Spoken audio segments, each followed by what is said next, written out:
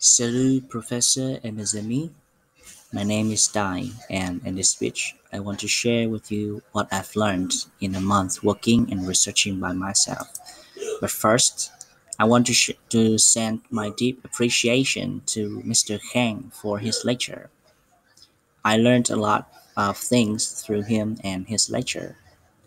Um, all right, let's begin with the parts that I will discuss in my speech, which is divided into three main parts. The first, I will be give my self definition about global citizen. The second, I will be the second will be what global citizen does matter in my life, and the last will be some obstacle that Vietnamese youngsters are facing nowadays. Uh, Now let me move on to the first point, the definition. According to Mr. Kang's lecture and also some of my researches, I've already defined the term of global citizen into those ideas. Global citizen is a mindset changing from time to time and is defined due to particular organization, country, or in an individual. For instance, according to globalcitizenyear.org, global citizen is the idea that all people have civic responsibilities to the world as a whole, rather than just their local communities or countries. But in colornewyork.com, a global citizen is someone who is aware of and understands the wider world and their place in it. They take an active role in their community and work with others to make our planet more peaceful, sustainable, and fairer. Global Citizen helps young people to build their own understanding of world's events. And we have another individual like Aristotle. He was a Greek philosopher. A good citizen must have the ability and wisdom to govern, moderation and prudence and knowledge of what is right. Um, to widen it in a bigger aspect of global citizen, I would like to summarize that a global citizen is someone possesses the wisdom and morality to govern the world righteously. Those are uh, those are what I have researched, but is now is my self-definition about global citizen. To me, a global citizen have to be a person who has the connection of who he or she is in the world.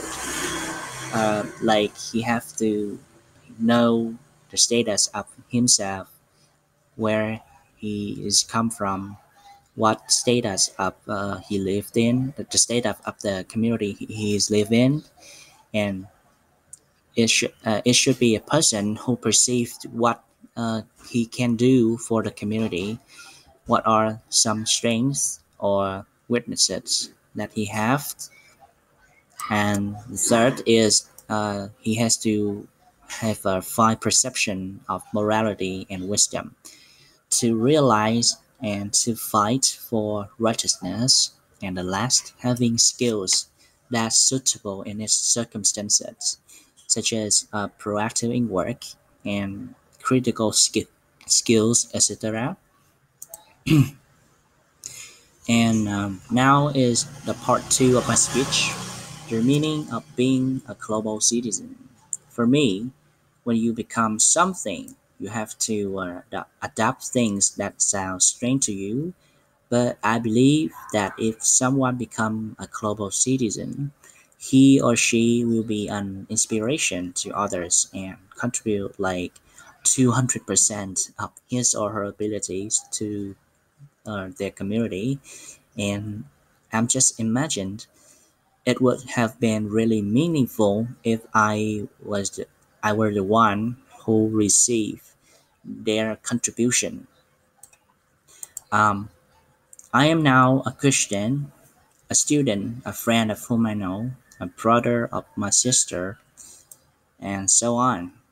And for each I am, I have my own perception, a great responsibilities to cover. But honestly, When facing with the question if I were a global citizen or not, I was immediately wrote a no on my notes because I don't have that thinking of being a global citizen. But when looking back to what I did, I can confidently say that I am conserved as a global citizen because, as what I shared a few weeks ago, I wanted to do something for people, for a student, not only in Cần Thơ University, but also for others, like teaching English for free, being a person who listening to their problems and connecting them to my communities or others teacher, and also helping them in their needs like providing essential goods during the last lockdown. And I believe that I've brought some valuable things to the people that I've served, and I will continue to do this job because I want to spread this thing further, as I said so far. And now is the story time about my friend. Actually, he is one of my brothers who encouraged me a lot when I was a freshman.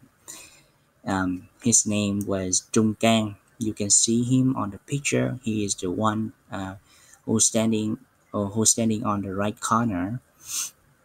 I remember when I was a freshman, Mr. Kang helped me define myself as a student, and he showed me the reason that I have to learn with all my heart, and I have to spend like 100% of my strength because God gave me a chance to learn, and I have to learn by my heart to bring the best results.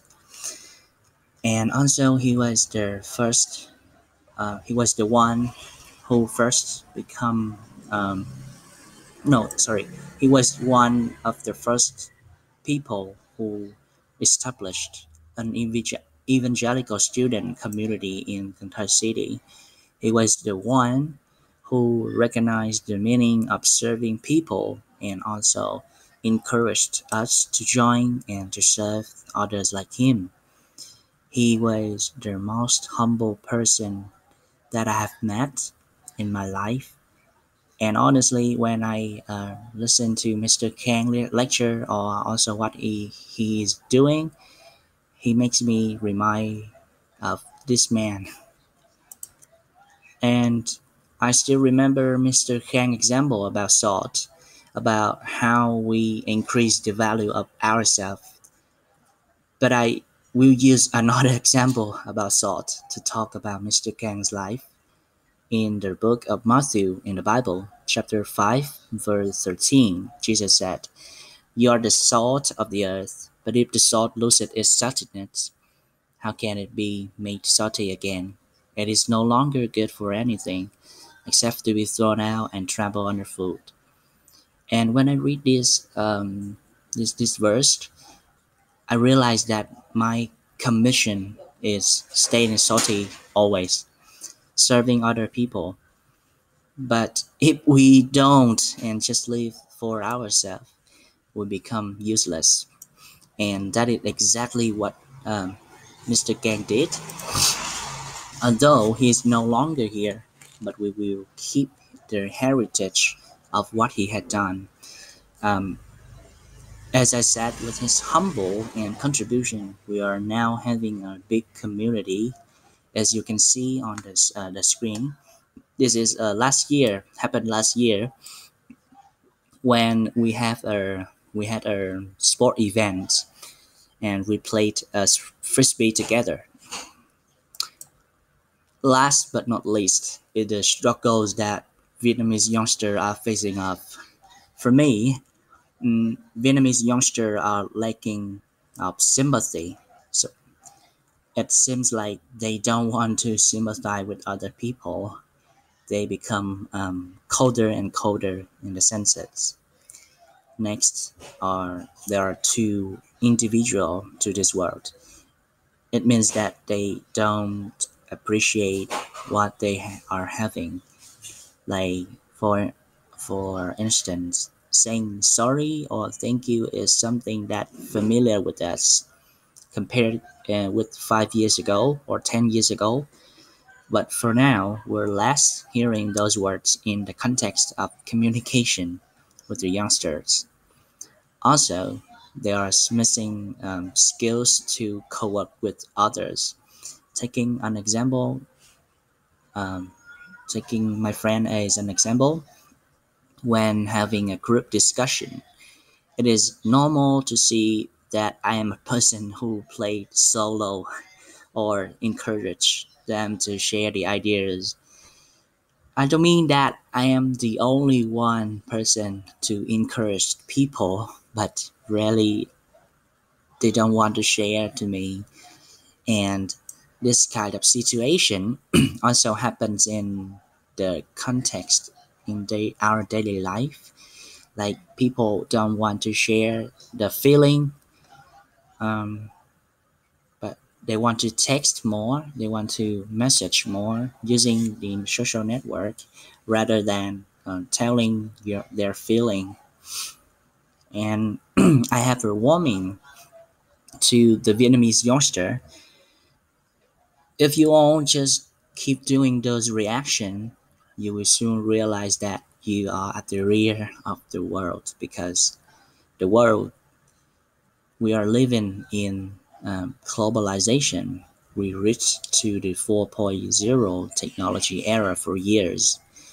Things changes every day, and you just keep standing there in your safe zone.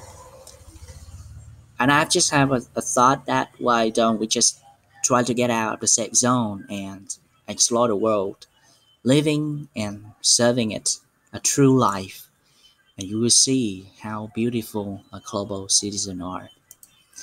In conclusion, a true global citizen is a combination of a skillful contributing person having understanding about the world and also having morality. And this is some references that I used in my speech. And thank you for your listening.